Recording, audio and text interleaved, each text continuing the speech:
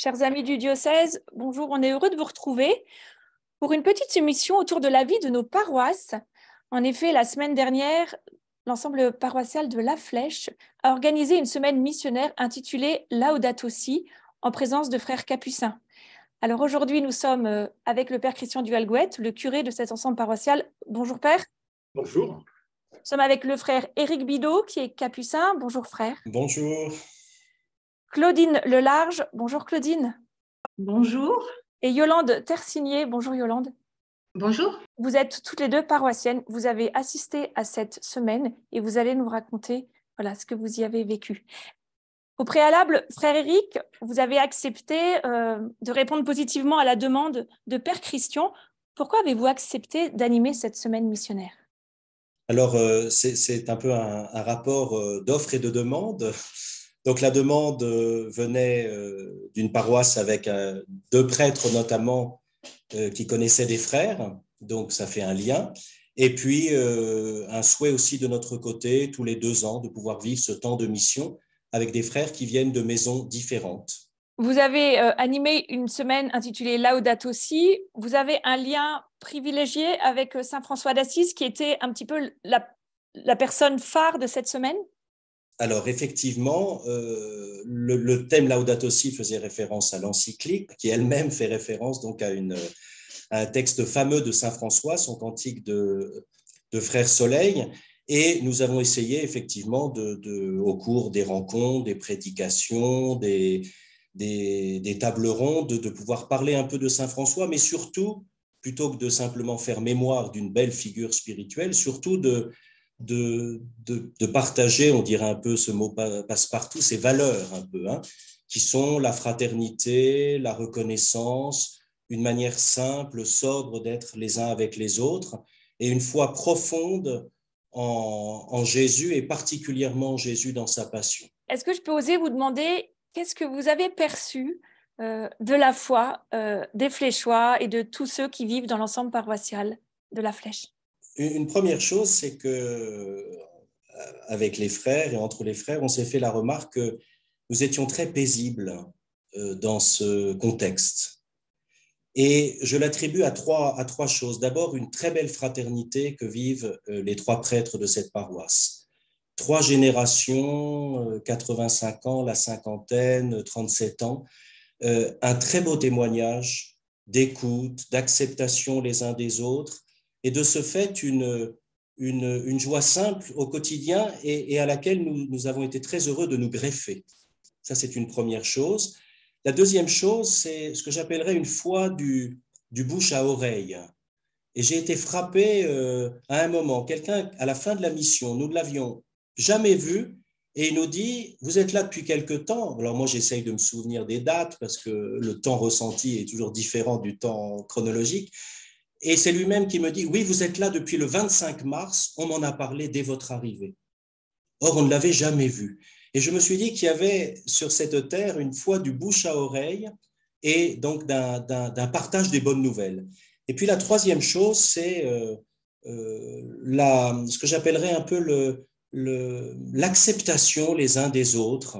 On a été partout, dans les bars, dans une ferme, à la Halle au Blé, par exemple, où il y avait une manifestation sur les métiers, et on croisait des chrétiens, on croisait des gens qu'on ne connaissait pas, mais un accueil bienveillant. Ah, quelle joie que vous soyez là. Et donc, un accueil les uns des autres qui m'a beaucoup, beaucoup touché. Merci beaucoup, frère. Merci. Un grand merci. Yolande, est-ce que je peux vous demander si vous avez un engagement et quel est-il dans la paroisse ? Je suis responsable de la pastorale des jeunes pour le doyenné. Entendu.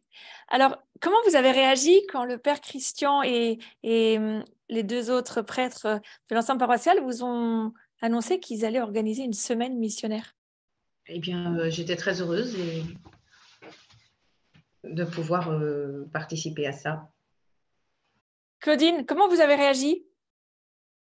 Alors moi, j'ai eu tout de suite connaissance du programme qui avait été déterminé sur les flyers. Donc, et j'ai vu que le programme était dense, mais tout avait l'air très bien organisé. Donc, je me suis dit, en avant pour l'aventure.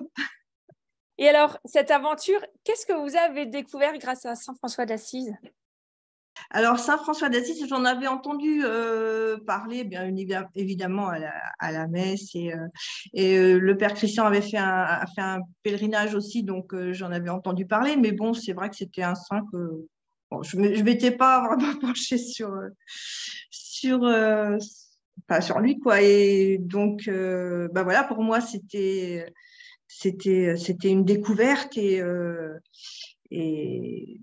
donc, Est-ce que vous retenez des traits, enfin, en préparant cette émission, je crois que vous disiez que vous avez été marqué par la joie. Je ne sais pas si la joie est Ah liée à oui, Saint François d'Assise.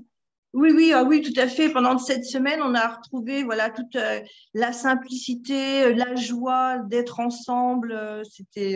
Oui, c'est l'acceptation les uns les autres. C'était formidable. On ne se connaissait pas, mais on se sentait bien ensemble. Vraiment, et puis nous, ça a réveillé. Moi, j'ai une petite fraternité locale dans ma commune, enfin dans mon village, et elle était un peu endormie. Et j'avoue que ça nous a un peu réveillés. C'était bien. Vous avez une anecdote peut-être à nous raconter? Ah oui, l'anecdote lors de la visite de la ferme. Donc, la ferme est orientée vers les vaches laitières, la production de lait. Et c'était au moment où les vaches rentrent à la ferme pour la traite. Et alors, il fallait qu'elles traversent une route départementale. Donc, eh bien, écoutez, on est tous partis, tous ensemble, les frères, les prêtres, pour aider à faire traverser les vaches pour sécuriser le passage. Et alors, les frères capucins sont retrouvés au milieu du troupeau. Il y avait des voitures qui passaient parce que la route est très fréquentée. Et franchement, les automobilistes qui passaient ont regardé la scène avec étonnement. Mais écoutez, franchement, c'était naturel. C'était naturel. Pardon Claudine, parce que j'ai oublié de vous demander si vous aviez un engagement dans la paroisse. Oui, alors je fais partie de l'équipe d'accompagnement des familles en deuil. Et puis, je participe à la chorale aussi de la paroisse de Luché-Pragé. Yolande, est-ce que je peux vous poser la même question un peu qu'à frère Éric? C'est qu'est-ce que vous retenez de cette semaine en fait? Donc moi, ce que je retiens cette semaine, c'est le chamboulement du programme qui a permis d'accentuer cette envie de rencontre. Et puis, ça a permis un mélange des générations et des communautés. Qu'est-ce qui vous a le plus marqué? Cette atmosphère de joie, de simplicité qui incite à s'arrêter. Merci. Père Christian, vous nous aviez raconté il y a quelques semaines les raisons de cette semaine et ce qui vous avait motivé. Est-ce que vous avez eu des contacts avec des personnes qui sont un peu éloignées de notre Église et si oui, comment ils ont réagi à cette semaine? Alors, la première personne auquel je pense, c'est Madame la maire de La Flèche, qui a gentiment participé à une soirée débat avec un chef d'entreprise, avec frère Éric, sur la question de la sobriété heureuse. Et elle a accepté au début, je pense, un petit peu craintive. Et même au début de la soirée, on la sentait un petit peu, voilà, c'était pas évident de venir au milieu avec ce public. Et finalement, elle est repartie très sereine, très paisible. Et on a vraiment pu avoir un échange de qualité, de réflexion que l'écologie peut apporter, peut éclairer tout le monde. Et les chrétiens peuvent apporter leur pierre à cette recherche du bien commun et de la préservation, de la sobriété qui aujourd'hui nous concerne tous. Et est-ce que les frères capucins sont allés visiter tout le monde? Enfin, est-ce qu'il n'y a pas eu Alors, comme a dit frère frustrations? Éric, on est allé aussi dans les bistrots, donc un très bon accueil dans les écoles. Et encore aujourd'hui, j'avais des échos de certaines écoles où ils n'ont pas pu aller jouer au foot avec les élèves sur la cour. Je pense à l'école Sainte-Colombe. Et les enseignants étaient un peu jaloux des autres écoles où ils avaient pu venir passer du temps, de jalousie, mais qui manifestaient l'intérêt de chacun pour la visite des frères pendant ces 10 jours. Père, qu'est-ce que vous tirez comme conclusion de cette semaine? La conclusion, c'est la messe chrismale. Nous étions tous réunis à la maison Saint-Julien avec l'annonce de l'arrivée de Monseigneur Jean-Pierre Villemain, qui va être notre nouvel évêque. Et certains me faisaient la réflexion en voyant notre programme, en disant c'est un vrai programme d'une visite pastorale.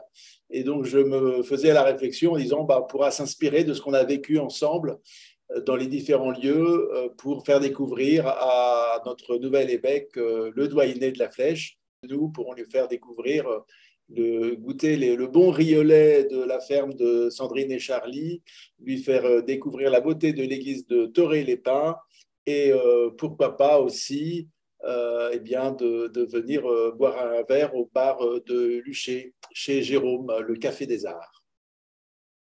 Est-ce que l'année prochaine, vous vous dites, une nouvelle semaine missionnaire s'impose?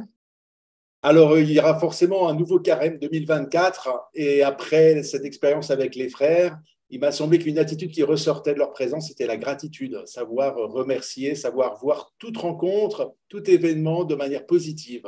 Comment faire en sorte que notre vie chrétienne ne soit pas une complainte, ne soit pas une lamentation, mais soit vraiment l'occasion d'une gratitude envers notre Dieu qui est présent au milieu de nous, qui est présent avec nous et qui précisément aussi est le créateur de ce monde dans lequel nous essayons aussi d'apporter notre contribution et pourquoi pas essayons de rendre un peu plus grâce, d'avoir un peu plus de gratitude pour tout ce qui nous est donné. Un grand merci Claudine, un grand merci Yolande, un grand merci frère Éric, père Christian. Moi, je retiens la joie qui a habité vos cœurs et qui vous a conduit toute cette semaine. Joie que l'on retrouve dans la devise de notre futur évêque, Monseigneur Villemain, en lui, la joie d'être sauvé. Beau Tridium et belle fête de Pâques à vous tous. Encore un grand merci. Au revoir. Merci. Merci, au revoir. Merci, au revoir.